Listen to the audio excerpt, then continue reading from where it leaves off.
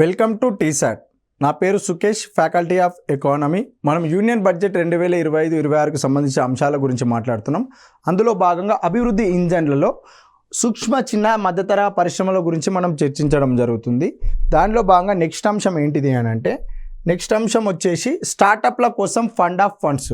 మనం direct points ఏంటిది దానికి సంబంధించిన అంశాల గురించి మాట్లాడుకుందాం. ఏంది స్టార్టప్ల కోసం ఫండ్ ఆఫ్ ఫండ్స్? కొత్తగా నిధుల నిధి విస్తరించిన పరిధి మరియు 10,000 కోట్లతో తాజా సహకారంతో ఏర్పాటు చేయబడుతుంది. అంటే స్టార్టప్ల కోసం ప్రత్యేకంగా ఒక ఫండ్ను ఏర్పాటు చేస్తున్నాము. దీనిలో భాగంగా కొత్తగా ఈ నిధుల యొక్క నిధిని ఏర్పాటు చేస్తున్నాము. ఆ నిధి ద్వారా ఏం చేయాలంటే స్టార్టప్లను ఎక్స్టెండ్ చేయడం కోసము, అదేవిధంగా 10,000 కోట్ల తాజా సహకారంతో ఈ నిధిని ఏర్పాటు చేయడం జరుగుతుంది. స్టార్టప్ల కోసం ఏర్పాటు చేసే ఫండ్ యొక్క పరిధి ఎంత అనే క్వశ్చన్ వస్తే 10,000 కోట్లు 2025-26 బడ్జెట్లో పేర్కొన్న స్టార్టప్ల కోసం ప్రత్యేకంగా ఒక నిధిని ఏర్పాటు చేస్తే దాని యొక్క లిమిట్ ఎంత అనే క్వశ్చన్ వస్తే 10,000 కోట్ల తాజా సహకారం. ఇది చూసుకోవాలి. 10,000 కోట్లు అనేది మనం ఆన్సర్ చేయాలి. ఇది ఏంటంటే విస్తరించిన పరిధి, స్టార్టప్లను ఎక్స్టెండ్ చేయడం. ఈ ఎక్స్టెండ్ చేయడం కోసము తాజా సహకారం ఇవ్వడం, లోన్లు ఇవ్వడం జరుగుతుంది స్టార్టప్లకి. ఎంత సహాయం? 10,000 కోట్ల రూపాయలతో ప్రత్యేకంగా ఫండ్ ఏర్పాటు చేసి ఎక్స్టెండ్ చేస్తాం స్టార్టప్లను అని చెప్పి బడ్జెట్లో పేర్కొనడం జరిగింది. దేనిలో భాగంగా మాట్లాడుతున్నాం మనం? మైక్రో స్మాల్ మీడియం ఎంటర్ప్రైజెస్లో భాగంగా ఈ అంశాల గురించి మాట్లాడుతున్నాం. నెక్స్ట్ ఏంటిదంటే, మొదటిసారి పారిశ్రామికవేత్తల కోసం కూడా మేము ప్రత్యేకంగా ఒక పథకాన్ని తీసుకొస్తున్నామని చెప్పి ఆర్థిక శాఖ మంత్రి అయిన నిర్మలా సీతారామన్ గారు పేర్కొనడం జరిగింది. మొదటిసారి పారిశ్రామికవేత్తల కోసం పథకం అంటే మొత్తంగా 5 లక్షల మందిని మేము చూజ్ చేస్తాము. ఈ 5 లక్షల మందిలో ఎవరెవరు ఉంటారంటే మహిళలు, షెడ్యూల్డ్ కులాలు మరియు షెడ్యూల్డ్ తెగలకు చెందిన మొదటిసారి. ఈ అంశం గుర్తుంచుకోవాలి. ఆప్షన్లో మొదటిసారి లేకపోతే ఆన్సర్ రాంగ్ అవుతుంది. మొదటిసారి కొత్తగా తయారు చేస్తున్న కొత్తగా వ్యవస్థాపకులు ఎవరైతే నూతనంగా ఏర్పాటు చేయాలనుకుంటారో మైక్రో స్మాల్ మీడియం ఎంటర్ప్రైజెస్ వారి కోసమే ప్రత్యేకమైన పథకం ఇది. మొదటిసారి వ్యవస్థాపకులుగా ఉన్న వారికి రాబోయే 5 సంవత్సరాలలో, ఈ కాల పరిమితి కూడా గుర్తుంచుకోవాలి. ఆప్షన్లో 6 సంవత్సరాలు ఇస్తే ఆ ఆన్సర్ తప్పవుతుంది. 5 సంవత్సరాలలో 2 కోట్ల వరకు టర్మ్ లోన్ అందించడం కోసమే ఒక కొత్త పథకాన్ని ప్రకటించడం జరుగుతుంది. డైరెక్ట్ గుర్తుంచుకోవాల్సిన అంశం ఏంటిదంటే, మొదటిసారి పారిశ్రామికవేత్తల కోసం పథకంలో భాగంగా ఎంతమందికి? 5 లక్షల మంది. ఎవరెవరు? మహిళలు, షెడ్యూల్డ్ క్యాస్ట్, షెడ్యూల్డ్ ట్రైబ్స్కి చెందిన మొదటిసారి వ్యవస్థాపకులుగా మారే వారి కోసము ఏం చేస్తున్నామంటే 5 సంవత్సరాలలో 2 కోట్ల రూపాయల వరకు టర్మ్ లోన్ అనేది మేము ఇస్తున్నాము. ఈ టర్మ్ లోన్ అనేది 5 సంవత్సరాలలో తీసుకోవచ్చు అని చెప్పి మనకి బడ్జెట్లో పేర్కొనడం జరుగుతుంది. క్వశ్చన్లో ఏమొస్తుంది? కాలపరిమితి 5 సంవత్సరాలు, ఎంత టర్మ్ లోన్? 2 కోట్లు. ఎవరి కోసం ఇస్తున్నాం? మొదటిసారి స్థాపించబోయే వ్యవస్థాపకులు. వారు ఎవరు? మహిళలు, షెడ్యూల్డ్ క్యాస్ట్, షెడ్యూల్డ్ ట్రైబ్. ఈ 3 అంశాలు చూసుకోవాలి. మొదటిసారి పారిశ్రామికవేత్తల కోసం పథకం. వీటిలో ఉన్న అంశాలు ఇవి. నెక్స్ట్ ఏంటిది?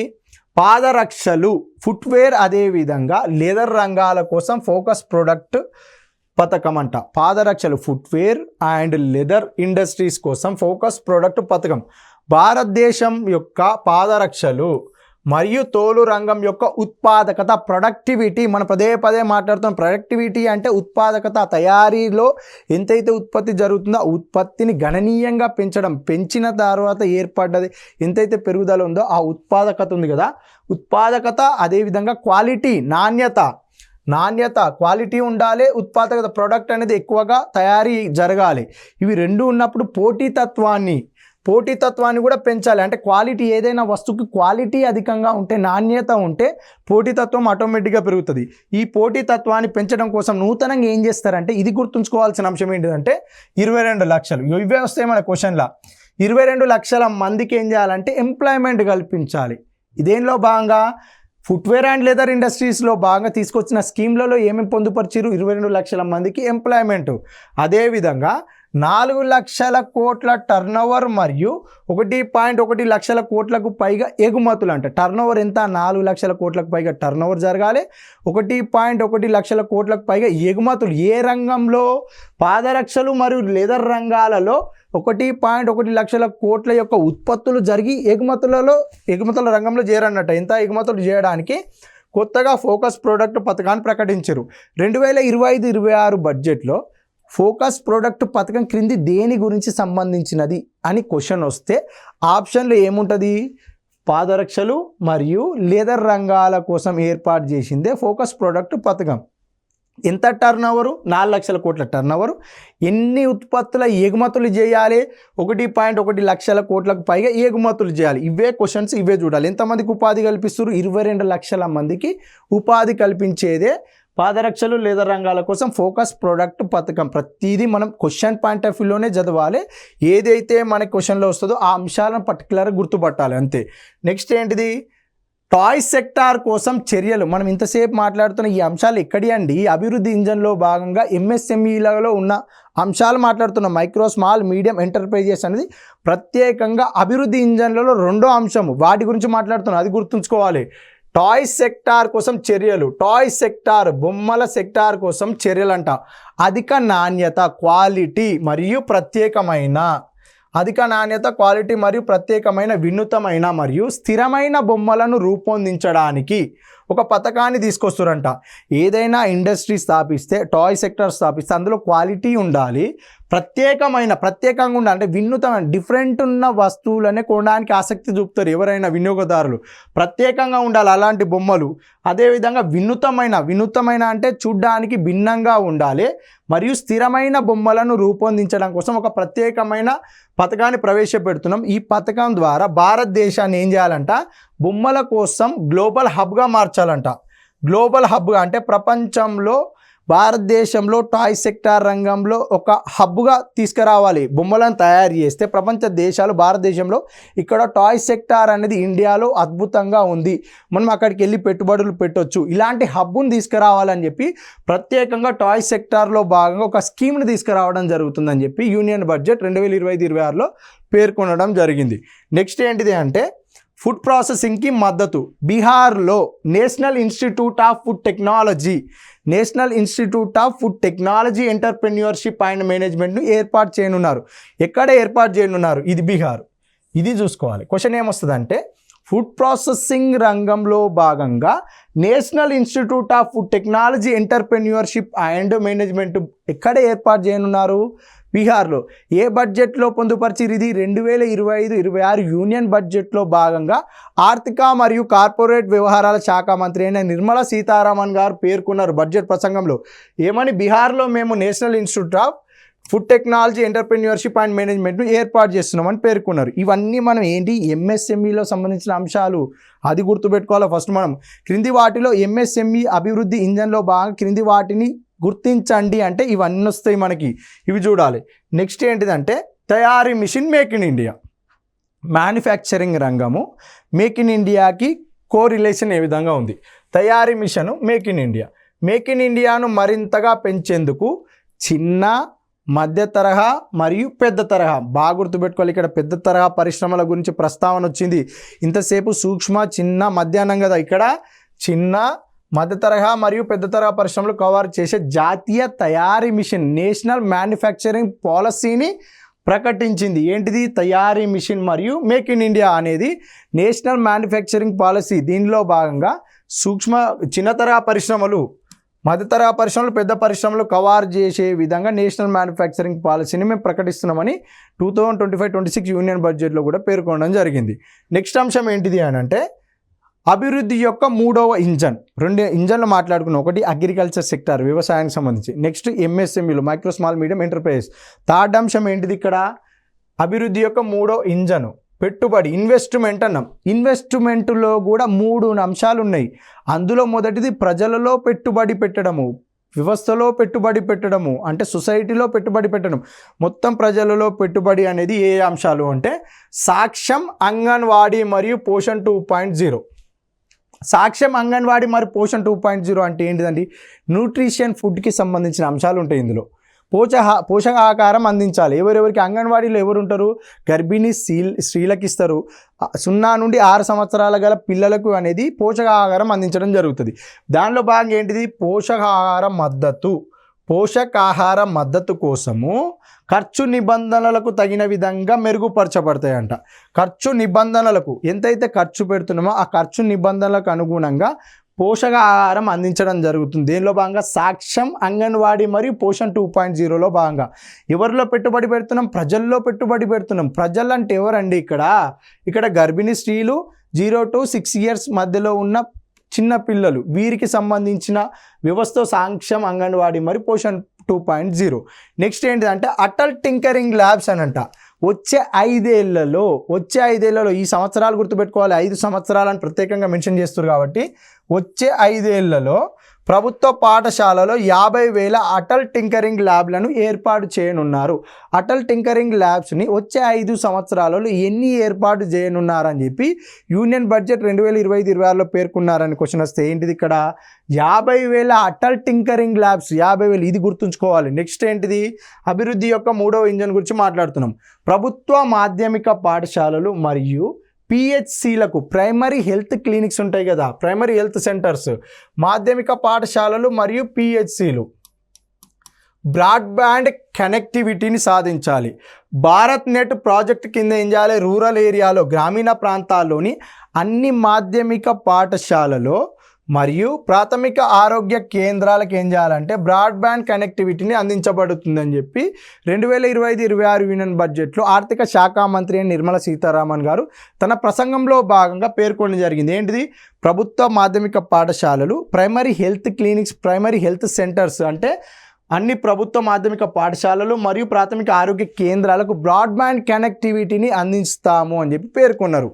నెక్స్ట్ ఏంటిది భారతీయ భాషా పుస్తక్ పథకం. ప్రతిదీ క్వశ్చన్ అడిగే ఆస్కారం ఉంటుందండి. అభివృద్ధి ఇంజన్ల గురించి ప్రత్యేకంగా చదవాలి, 4 ఉన్నాయి.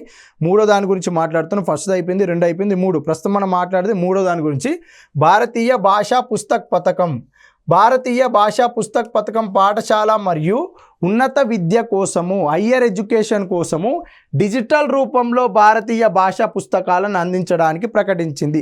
డిజిటల్ రూపంలో అని అంటే ఇప్పుడు మనం గూగుల్లో కొడతాం Indian history degree first year book PDF వస్తుంది, ఫోన్లోనే చదువుకుంటాం. ఈ విధంగా హయ్యర్ ఎడ్యుకేషన్ చదువుకునే వారి కోసం ప్రత్యేకంగా ఏంది అని అంటే డిజిటల్ రూపంలో మనం ఏదైతే గూగుల్లో సెర్చ్ చేస్తున్నామో ఇండియన్ హిస్టరీ బుక్ గురించి కానీ, పాలిటీ లక్ష్మీకాంత్ బుక్ కానీ, లేకుంటే government Telugu academy polity book కానీ గూగుల్లో సెర్చ్ చేస్తే మనకు వస్తుంది కదా ఒక PDF. ఆ పుస్తకం రూపంలో కూడా ఇప్పుడు ప్రభుత్వం ఏం చేస్తుందట అంటే పాఠశాలల మరియు ఉన్నత విద్య కోసము డిజిటల్ రూపంలోనే, ఆన్లైన్లోనే, సిస్టమ్ రూపంలో ఒక సాఫ్ట్ కాపీని ఏంటి అవి భారతీయ భాషా పుస్తకాలను అందించడానికి ప్రత్యేకంగా ఒక పథకాన్ని ప్రవేశపెట్టింది. ఏంటిది భారతీయ భాషా పుస్తక్ పథకము. ఈ మాధ్యమిక అంటే పాఠశాల మరియు ఉన్నత విద్య కోసం డిజిటల్ రూపం, ఇది చూడాలి. డిజిటల్ రూపము అంటే సాఫ్ట్ కాపీస్ అందించడము, అది పుస్తకాలను అందించడం కోసం ప్రత్యేకంగా పథకం. ఏంటిది భారతీయ భాషా పుస్తక్ పథకం, ఇది కూడా చూసుకోవాలి. నెక్స్ట్ అంశం ఏంటిదంటే నైపుణ్యం కోసం నేషనల్ సెంటర్స్ ఆఫ్ ఎక్సలెన్స్. నైపుణ్యం అంటే స్కిల్ ట్రైనింగ్ సెంటర్స్ అండి, సెంటర్ ఆఫ్ ఎక్సలెన్స్ అంట. నేషనల్ సెంటర్ ఆఫ్ ఎక్సలెన్స్ అనేది కొత్తగా ఏర్పాటు చేసి నైపుణ్యం నేర్పాలి. గ్రామీణ ప్రాంతాల్లో చదువుకున్న వ్యక్తులకు ఎక్కువగా హయ్యర్ ఎడ్యుకేషన్లో కానీ, ఇంటర్మీడియట్లో కానీ, ప్రభుత్వ పాఠశాలలో కానీ స్కిల్స్ నేర్పించకపోవడం వలన నిరుద్యోగిత ఎక్కువైతుందనే ఉద్దేశంతో స్కిల్ ట్రైనింగ్ సెంటర్స్, నైపుణ్యం అంటే ఏదైనా ఒక కోర్సు నేర్పించి ఆ కోర్సులో భాగంగా వారికి ఎంప్లాయ్మెంట్ కల్పించాలి. వీటి కోసం ప్రత్యేకంగా national centre of excellence, make for India, make for the world తయారీకి అవసరమైన నైపుణ్యాలతో మన యువతను సన్నద్ధం చేయాలి. మేక్ ఫర్ ఇండియాలో భాగంగా అంటే తయారీ రంగంలో ఇండియా తీసుకొచ్చిన పాలసీలో భాగంగా ఇండస్ట్రీస్, అదేవిధంగా మేక్ ఫర్ ది వరల్డ్ ప్రపంచ తయారీ రంగంలో కూడా మన భారతదేశంలో ఉన్న యువతకి ఉద్యోగాలు రావాలంటే వారికి కావాల్సిన నైపుణ్యాలు స్కిల్ ట్రైనింగ్ నేర్పియాలి. ఎలాంటి పద్ధతుల్లో నేర్పియాలనే దానికోసం యువతను సన్నద్ధం చేసేందుకు గ్లోబల్ నైపుణ్యం మరియు భాగస్వామ్యాలతో స్కిల్లింగ్ కోసము 5 నేషనల్ సెంటర్ ఆఫ్ ఎక్సలెన్స్ని ఏర్పాటు చేసి ఈ సెంటర్ ఆఫ్ ఎక్సలెన్స్ వారి ఆధ్వర్యంలో మన గ్రామీణ యువతకి కానీ, పట్టణ యువతకి కానీ ఎవరికైతే నైపుణ్య కొరత ఉంటుందో ఆ యువతకి ప్రత్యేకంగా స్కిల్ ట్రైనింగ్ సెంటర్స్ ద్వారా శిక్షణ ఇచ్చి వారిని make for India, make for the world తయారీకి, అదేవిధంగా గ్లోబల్ నైపుణ్యం మరియు భాగస్వామ్యాలతో అంటే ఆ మార్కెట్కి అనుగుణంగా ఏదైతే నైపుణ్యం కలిగి ఉండాలో ఆ నైపుణ్యత నేర్పించి వారికి ఉద్యోగాలు కల్పించాలనే ఉద్దేశంతో నైపుణ్యం కోసం నేషనల్ సెంటర్ ఆఫ్ ఎక్సలెన్స్ని మేము ఏర్పాటు చేస్తున్నాం. ఇవి 5 ఏర్పాటు చేస్తున్నాం, ఇది చూసుకోవాలి. ఈ 5 నేషనల్ సెంటర్ ఆఫ్ ఎక్సలెన్స్ని ఏర్పాటు చేస్తున్నాం యూనియన్ బడ్జెట్ 2025-26లో పేర్కొనడం జరిగింది. నెక్స్ట్ అంశం ఏంటిదంటే ఐఐటీలలో సామర్థ్య విస్తరణ. ఈ ఐఐటీలలో సామర్థ్య విస్తరణ అంటే మరో 6,500 మంది. మనం దేని గురించి మాట్లాడుతున్నాము? 2025-26 యూనియన్ బడ్జెట్ గురించి మాట్లాడుతున్నాం. ఈ యూనియన్ బడ్జెట్లో ఏం పేర్కొన్నారంటే 6,500 మంది విద్యార్థులకు విద్యను అందించడానికి 2014 తర్వాత ప్రారంభించిన 5 ఐఐటీలలో 2014 తర్వాత ఎన్ని ఐఐటీలు ప్రారంభించారు? 5 ఐఐటీలలో ఏం చేయాలంటే అదనపు మౌలిక సదుపాయాలు సృష్టించబడతాయంట. మనకున్న ఇప్పుడు 2014 తర్వాత ప్రారంభించిన ఈ 5 ఐఐటీలలో ఇప్పుడు ఏం చేయాలి? అదనంగా 6,500 మంది విద్యార్థులకంట ఎడ్యుకేషన్ అందిస్తారంట.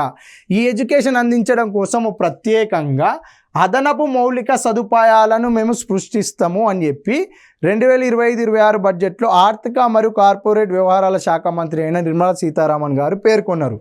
అదేవిధంగా centre of excellence in education, ఇంతకుముందేమో సెంటర్ ఆఫ్ ఎక్సలెన్స్ అనేది నైపుణ్యంలో స్కిల్ ట్రైనింగ్ సెంటర్స్ కోసం ప్రత్యేకంగా ఒక 5 ఏర్పాటు చేస్తున్నాం అన్నారు. ఇక్కడ centre of excellence in education విద్యారంగంలో మొత్తంగా 500 కోట్లతో విద్య కోసం ఆర్టిఫిషియల్ ఇంటెలిజెన్స్లో ఎడ్యుకేషన్లో భాగంగా ఆర్టిఫిషియల్ ఇంటెలిజెన్స్ అని ప్రత్యేకంగా వస్తుంది మనకి ఆన్సర్లో. అది అక్కడనేమో స్కిల్ ట్రైనింగ్స్ కోసం సెంటర్ ఆఫ్ ఎక్సలెన్స్ 5. ఇక్కడ ఎడ్యుకేషన్లో ఏంటిది? Artificial intelligence.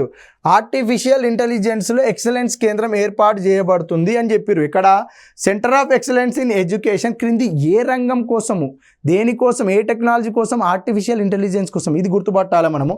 500 కోట్లతో విద్య కోసం ఆర్టిఫిషియల్ ఇంటెలిజెన్స్లో ఎక్సలెన్స్ కేంద్రం ఏర్పాటు చేయబడుతుందని చెప్పి బడ్జెట్లో పేర్కొనడం జరిగింది.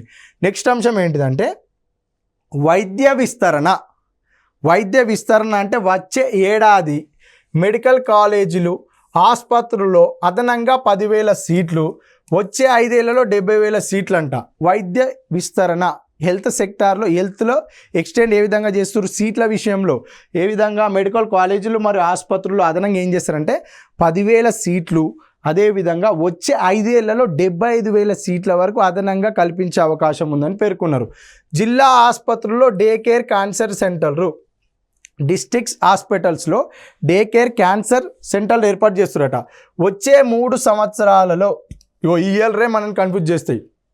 క్వశ్చన్లో ఆన్సర్లో 2 సంవత్సరాలు, 4 సంవత్సరాలు, 3 సంవత్సరాలు ఇవే వస్తాయండి. ఇక్కడ ఏంది 3 సంవత్సరాలు. ఈ 3 సంవత్సరాలలో అన్ని జిల్లా ఆసుపత్రుల్లో డే కేర్ క్యాన్సర్ సెంటర్లను 2025-26లో 200 సెంటర్లను ప్రభుత్వం ఏర్పాటు చేయనుంది అని చెప్పి పేర్కొన్నారు. అంటే అర్థం ఏంటిదంటే మొత్తంగా వచ్చే 3 సంవత్సరాలలో అన్ని జిల్లా ఆసుపత్రులు, భారతదేశంలో ఉన్న అన్ని జిల్లా ఆసుపత్రుల్లో డే కేర్ క్యాన్సర్ సెంటర్లు ఏర్పాటు చేస్తాం. ప్రస్తుతం ఇప్పుడు ఈ సంవత్సర బడ్జెట్ ఉంది కదా 2025-26, ఈ సంవత్సర బడ్జెట్లో 200 జిల్లాలో డే కేర్ క్యాన్సర్ ఆసుపత్రులను ఏర్పాటు చేయడం జరుగుతుందని చెప్పి, క్యాన్సర్ సెంటర్లను ఏర్పాటు ప్రభుత్వం చేస్తుందని చెప్పి పేర్కొనడం జరిగింది. డే కేర్ క్యాన్సర్ సెంటర్లు 2025-26 బడ్జెట్లో ఎంత? 200 డే కేర్ క్యాన్సర్ సెంటర్లు ఏర్పాటు చేస్తాం. మొత్తంగా 3 సంవత్సరాల్లో ఇండియా మొత్తం ఏర్పాటు చేయడం జరుగుతుందని పేర్కొనడం జరిగింది. నెక్స్ట్ అంశం ఏంటిది? పట్టణ జీవనోపాధిని బలోపేతం చేయడం. పట్టణ కార్మికుల సామాజిక ఆర్థిక అభ్యున్నతి కోసం, వారి ఆదాయాలను మెరుగుపరచడం కోసం, సామాజికంగా ఆర్థికంగా అభ్యున్నతి చెందించడం కోసము, వారి ఆదాయాలను మెరుగుపరచడానికి, స్థిరమైన జీవనోపాధిని కలిగి ఉండడానికి కోసం వారి కోసం ఒక పథకం ప్రవేశపెడతారండి. ఆ పథకంలో భాగంగా వారికి ఉపాధి ఇస్తారు. ఉపాధి కలిగింది అని అంటే ఆటోమేటిక్గా వారికి ఆదాయం వస్తుంది. ఆదాయం వస్తుంది అంటే వారు ఒక ప్రాంతంలో స్థిరపడతారు. స్థిరమైన ఆదాయం వస్తుంది, స్థిరంగా స్థిరపడతారు. ఒక సొసైటీలో భాగంగా సామాజిక ఆర్థిక అభ్యున్నతి కూడా సాధించడం జరుగుతుంది. దీనిలో ఈ పట్టణ జీవనోపాధిని బలోపేతం చేయడం కోసం ప్రభుత్వం తీసుకొచ్చే పథకంలో భాగంగా ఉపాధి వస్తుంది, ఉపాధిలో భాగంగా ఆదాయం వస్తుంది, ఉపాధికి సెక్యూరిటీ, స్థిరమైన ఉపాధి ఉంటుంది. దీనివల్ల సొసైటీలో ఒక వ్యవస్థలో భాగస్వాములు అవుతారు, సామాజిక ఆర్థిక అభ్యున్నతి అనేది సాధించిన వాళ్ళు అవుతారు. వీరి కోసం ప్రత్యేకంగా ఒక పథకాన్ని తీసుకురానుంది 2025-26 బడ్జెట్లో అని చెప్పి కేంద్ర ప్రభుత్వం ప్రకటించడం జరిగింది. నెక్స్ట్ ఏంటిది? పిఎం స్వనిధి. పిఎం స్వనిధి ద్వారా బ్యాంకుల నుండి మెరుగైన రుణాలు, 30,000 పరిమితితో యూపీఐ లింక్ చేయడానికి క్రెడిట్ కార్డులు మరియు సామర్థ్య నిర్మాణ మద్దతుతో ఈ పథకం పునరుద్ధరించబడుతుంది. పథకం పునరుద్ధరించబడుతుంది అంటే ఇంతకుముందు ఈ పథకం ఉందనే కదా. ఈ పథకంలో ముఖ్యంగా పేర్కొన్న అంశాలు ఏంటిది? బ్యాంకుల నుండి మెరుగైన రుణాల సౌకర్యము, 30,000 రుణ పరిమితితోటి యూపీఐ లింక్ చేయడానికి, యూపీఐ లింక్ చేయడానికి క్రెడిట్ కార్డులు మరియు సామర్థ్య నిర్మాణ మద్దతుతో ఈ పథకం ప్రారంభించబడుతుంది. మొత్తం ఈ అమౌంట్ ఎంత చెప్తారు ఇక్కడ 30,000 పరిమితితో యూపీఐ లింక్ చేయడం కోసము క్రెడిట్ కార్డులు మరియు సామర్థ్య నిర్మాణ మద్దతుతో పిఎం స్వనిధిలో భాగంగా ఎంత అమౌంట్ మెన్షన్ చేసి 2025-26 యూనియన్ బడ్జెట్లో 30,000 రూపాయల రుణ పరిమితి యూపీఐ లింక్ చేయడానికి క్రెడిట్ కార్డులకు సంబంధించిన అంశం ఇది చూసుకోవాలి. నెక్స్ట్ ఏంటిది అని అంటే ఆన్లైన్ ప్లాట్ఫామ్ కార్మికుల సంక్షేమం కోసం సామాజిక భద్రతా పథకం. ఆన్లైన్ ప్లాట్ఫామ్ గిగ్ ఎకానమీ అంటాం కదా మనము, Swiggy, Zomato, Flipkart, Amazon, gig economy. ఈ ఆన్లైన్ ప్లాట్ఫామ్ కార్మికుల సంక్షేమం కోసం సామాజిక భద్రతా పథకం ఏంటిది అంటే గుర్తింపు కార్డులు, ఈ శ్రమ్ పోర్టల్లో రిజిస్ట్రేషన్ మరియు ప్రధానమంత్రి జన్ ఆరోగ్య యోజన కింద ఆరోగ్య సంరక్షణ గిగ్ వర్కర్ల కోసం ప్రభుత్వం ఏర్పాటు చేస్తుందంట. ఈ ఆన్లైన్ ప్లాట్ఫామ్ అని అంటున్నాం కదా, ఈ ఆన్లైన్ ప్లాట్ఫామ్లో కార్మికుల సంక్షేమం కోసం సామాజిక భద్రతా పథకాన్ని ప్రవేశపెట్టి ఇది ఎవరెవరి కోసం అంటే గుర్తింపు కార్డులు మరియు ఈ శ్రమ్ పోర్టల్లో రిజిస్ట్రేషన్ మరియు ప్రధానమంత్రి జన్ ఆరోగ్య యోజన కింద ఎవరైతే రిజిస్టర్ చేసుకున్నారో వారు అదేవిధంగా గిగ్ వర్కర్ల కోసం ప్రభుత్వం ఏర్పాట్లు చేయనుంది. గిగ్ వర్కర్లలో ఉన్న ఎంప్లాయీలందరూకి గుర్తింపు కార్డులు ఈ శ్రమ్ పోర్టల్లో వారు నమోదు చేసుకొని ఉంటారు కదా, నమోదు చేసుకున్న వారు అదేవిధంగా ప్రధానమంత్రి జన్ ఆరోగ్య యోజన కింద ఆరోగ్య సంరక్షణ కూడా కల్పించడం జరుగుతుంది. అదే ఆన్లైన్ ప్లాట్ఫామ్ల కోసం సంక్షేమము మరియు సామాజిక భద్రతా పథకం. ముఖ్యంగా ఇది ఎవరి కోసం ఏర్పాటు చేస్తారు? గిగ్ వర్కర్ల కోసము. Amazon, Flipkart, Zomato, Swiggy, Uber, Ola ఇలాంటి వర్కర్ల కోసమే ప్రత్యేకించిన పథకము. ఇది సంక్షేమం మరియు సామాజిక భద్రత పథకము. నెక్స్ట్ ఏంటిదంటే ఆర్థిక వ్యవస్థలో పెట్టుబడి ఇంతసేపు మనుషుల్లో పెట్టుబడి పెట్టడము, ప్రజల్లో పెట్టుబడి పెట్టడం, అభివృద్ధి ఇంజన్లో భాగంగా పెట్టుబడి అనేది మూడో అంశము. ఈ ఇన్వెస్ట్మెంట్లో భాగంగా ప్రజల్లో పెట్టుబడి పెట్టడం గురించి మాట్లాడినాం. ప్రస్తుతం ఏం చేయాలి అని అంటే ఆర్థిక వ్యవస్థలో పెట్టుబడి పెట్టడము రెండోది. పెట్టుబడిలో 3 ఉన్నాయి. ఒకటి ప్రజల్లో పెట్టుబడి, రెండోది ఆర్థిక వ్యవస్థలో పెట్టుబడి. ఇప్పుడు ఆర్థిక వ్యవస్థలో పెట్టుబడి పెట్టడము మౌలిక సదుపాయాలలో ప్రభుత్వ ప్రైవేటు భాగస్వామ్యము. మౌలిక సదుపాయాల్లో ప్రభుత్వ ప్రైవేటు భాగస్వామ్యము అని అంటే పబ్లిక్ ప్రైవేట్ పార్ట్నర్షిప్ బేసిస్ ఆధారంగా ప్రభుత్వ ప్రైవేట్ భాగస్వామ్య పద్ధతిలో అంటే పీపీపీ పద్ధతిలో 3 సంవత్సరాల ఈ ఇయర్ గుర్తుంచుకోవాలంటే బడ్జెట్లో ప్రత్యేకంగా ఏదైనా స్కీమ్ పెట్టినా ఏదైనా అంశం పొందుపరిచినా సంవత్సరాల పైన పదే క్వశ్చన్స్ వస్తాయి. 3 సంవత్సరాల ప్రాజెక్టుల పైప్ లైన్తో రావాలని మౌలిక సదుపాయాలకు సంబంధించి మంత్రిత్వ శాఖలు రాష్ట్రాలు కూడా ప్రోత్సహించాయి. మౌలిక సదుపాయాల్లో ప్రభుత్వ ప్రైవేటు భాగస్వామ్యం లేదంటే 3 సంవత్సరాల ప్రాజెక్టుల పైప్ లైన్తో రావాలని ఇన్ఫ్రాస్ట్రక్చర్ మౌలిక సదుపాయాలకు సంబంధించిన మంత్రిత్వ శాఖలు రాష్ట్రాలు కూడా కోఆర్డినేట్ తోటి ముందుకు రావాలని ప్రోత్సహించడం జరుగుతుంది. దేనిలో ఆర్థిక వ్యవస్థలో పెట్టుబడిలో భాగంగా పీపీపీ పద్ధతిలో 3 సంవత్సరాల కాలంలో ప్రాజెక్టుల పైప్ లైన్తో రావాలని మౌలిక సదుపాయాలకు సంబంధించిన మినిస్ట్రీలు రాష్ట్రాలు ఒక సంధాన కార్యక్రమాలు ఏర్పాటు చేయాలి, ప్రోత్సహించాలి. ఇటువంటి కార్యక్రమాలను పీపీపీ పద్ధతి కార్యక్రమాలు అని చెప్పి తెలపడం జరుగుతుంది. నెక్స్ట్ ఏంటిది? మౌలిక సదుపాయాల కోసం రాష్ట్రాలకు మద్దతు. కేంద్ర బడ్జెట్లో కేంద్రం రాష్ట్రాలకు మద్దతు తెలుపుతుంది ఇన్ఫ్రాస్ట్రక్చర్ కోసము. ఏ విధంగా మూలధన వ్యయము మరియు సంస్కరణలకు ప్రోత్సాహాల కోసం రాష్ట్రాలకు ఏం చేస్తుందంటే 50 సంవత్సరాల వడ్డీలోని రుణాల కోసము 1.5 లక్షల కోట్ల వ్యయం ప్రతిపాదించడం జరిగిందంట. మూలధన వ్యయం ఎక్కడ చేస్తామండి? హాస్పిటల్స్ కానీ పరిశ్రమలు కానీ ఎక్కడైతే వెనుకబడ్డ ప్రాంతాలలో ఈ హాస్పిటల్ సౌకర్యాలు కల్పించడం కానీ వేర్ హౌసింగ్ సౌకర్యాలు కల్పించడం కానీ వ్యవసాయ ప్రాంతాలలో గిడ్డంగులు ఏర్పాటు చేయడం కానీ ఇలాంటి వాటిపైన చేసేది మూలధన వ్యయము.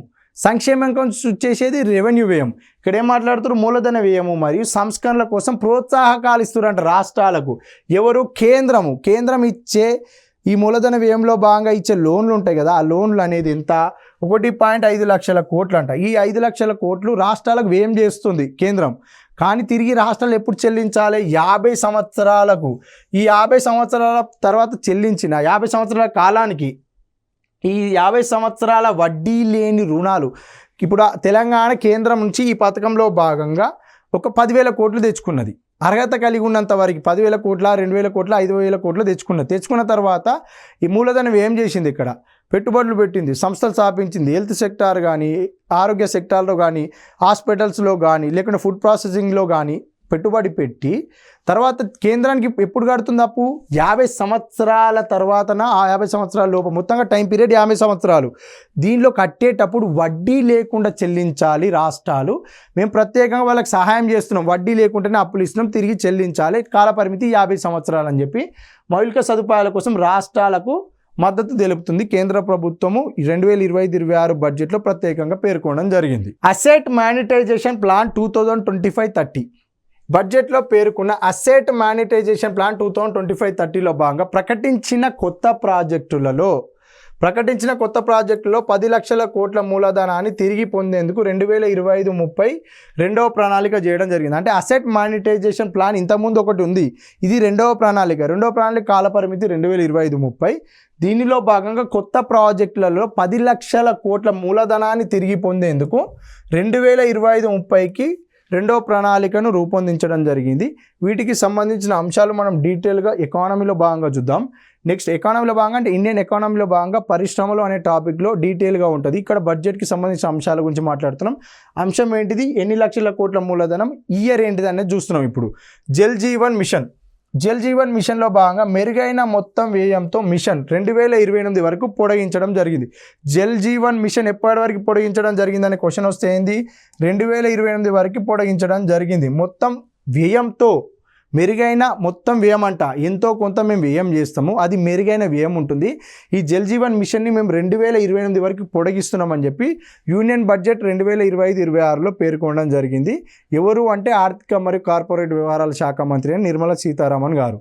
నెక్స్ట్ ఏంటిది అంటే అర్బన్ ఛాలెంజ్ ఫండ్ అంటే పట్టణ ప్రాంతాల కోసం 2025-26కి ప్రతిపాదించిన 10,000 కోట్ల కేటాయింపు నగరాల అభివృద్ధి కేంద్రాలు, పట్టణ ప్రాంతాలలో అభివృద్ధి కేంద్రాలు, సృజనాత్మకత పునరాభివృద్ధి మరియు నీరు పారిశుద్ధం ప్రతిపాదనలకు అమలు చేయడానికి 1,00,000 కోట్ల అర్బన్ ఛాలెంజ్ ఫండ్ అంట. అర్బన్ ప్రాంతాల కోసం 1,00,000 కోట్ల అర్బన్ ఛాలెంజ్ ఫండ్ని ఏర్పాటు చేసి ఈ అర్బన్ ప్రాంతాల్లో ఏం చేయాలంటే డెవలప్మెంట్ సెంటర్స్, అభివృద్ధి కేంద్రాలు, సృజనాత్మకత పునరాభివృద్ధి మరియు వాటర్ రూపంలో అంటే నీరు మరియు పారిశుద్ధం అంటే మున్సిపాలిటీస్కి సంబంధించి పారిశుద్ధము క్లీన్ చేయడం కోసము, మంచి మెరుగైన నీరు అందించడం కోసము, డెవలపింగ్ సెంటర్స్ ఏర్పాటు చేయడం, అభివృద్ధి కేంద్రాలు, సృజనాత్మక పునరాభివృద్ధి మరియు నీటి సౌకర్యం, మంచినీటి సౌకర్యము, పారిశుద్ధం ప్రతిపాదనలు అమలు చేయడానికి అంటే పట్టణ ప్రాంతాల్లో మెరుగైన నీటి వసతి, అదేవిధంగా క్లీన్ ఉండాలి, పారిశుద్ధం అనేది మెరుగైన పారిశుద్ధం ఉండేలా, అదేవిధంగా అభివృద్ధి కేంద్రాలు సృజనాత్మకత పునరాభివృద్ధి చెందించేలా 1,00,000 కోట్ల రూపాయలు మొత్తంగా టౌన్లో మెరుగైన వాటరు అదేవిధంగా పారిశుద్ధం అనేది కల్పించాలి. మున్సిపాలిటీలు అనేది సక్రమంగా వర్క్ చేయడం కోసము 1,00,000 కోట్ల రూపాయల అర్బన్ ఛాలెంజ్ ఫండ్ని ఏర్పాటు చేస్తున్నామని చెప్పి 2025-26 బడ్జెట్లో ఆర్థిక శాఖ మంత్రి గారు పేర్కొనడం జరిగింది. నెక్స్ట్ అంశం ఏంటిది అని అంటే నెక్స్ట్ తర్వాత బడ్జెట్కి సంబంధించిన అంశాలను నెక్స్ట్ క్లాస్లో మనం చర్చించడం జరుగుతుంది.